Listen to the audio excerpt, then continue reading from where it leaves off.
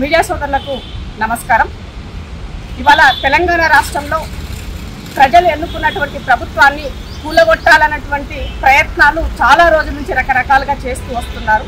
బహిరంగంగానే నిన్న దుబ్బాక ఎమ్మెల్యే కొత్త ప్రభాకర్ రెడ్డి గారు తను ఓపెన్ స్టేట్మెంట్ ఇవ్వడం జరిగింది. ఆ స్టేట్మెంట్కి సంబంధించి పైసలు ఇస్తాం, కాంగ్రెస్ ప్రభుత్వాన్ని పడగొట్టండి అని చెప్పేసి రియల్టర్లు అలాగే పారిశ్రామికవేత్తలు మమ్మల్ని అడుగుతున్నారు. ఎమ్మెల్యేలను కొనుగోలు చేయండి, దానికి కావాల్సినటువంటి అమౌంట్ మేము ఇస్తామని చెప్పేసి వాళ్ళు అంటున్నారు అని చెప్పేసి ఆయన మాట్లాడడం జరిగింది. సో ఇవాళ ప్రజలతో ఎన్నుకున్నటువంటి ప్రభుత్వాన్ని కూలగొట్టే నైతిక హక్కు మీకు ఎక్కడిది? రాజ్యాంగాన్ని కూలి చేసేటువంటి హక్కు మీకు ఎక్కడిది అని అడుగుతున్నాం. ఇవాళ ఇది పూర్తిగా రాజ్యాంగ విరుద్ధంగా చేసినటువంటి మాటలు కాబట్టి వీటిని ఇవాళ కాంగ్రెస్ పార్టీ పూర్తిగా ఖండిస్తుంది. దానిలో భాగంగానే నేను డీజీపీ గారిని కలవడం జరిగింది.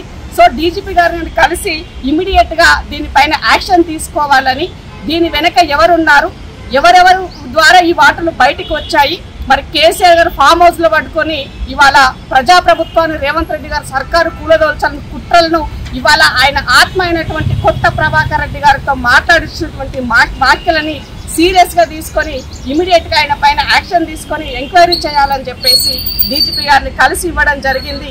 ఇవాళ తెలంగాణ సమాజం ఆలోచించాల్సిన అవసరం ఉన్నది. ఈ ప్రభుత్వాన్ని ఎందుకు కూలగొట్టాలి?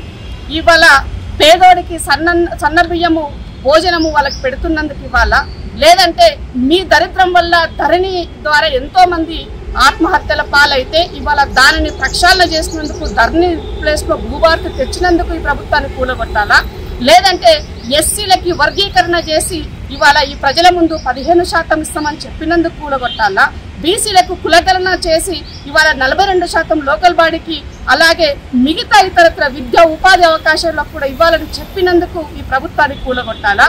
ఎందుకు కూలగొట్టాలని అడుగుతున్నాం మేము. కాబట్టి తెలంగాణ సమాజం ఆలోచించాలి. ఇలాంటి రాజకీయాలను, ఇలాంటి కుయుక్తులను మనము తరిమి కొట్టాలి.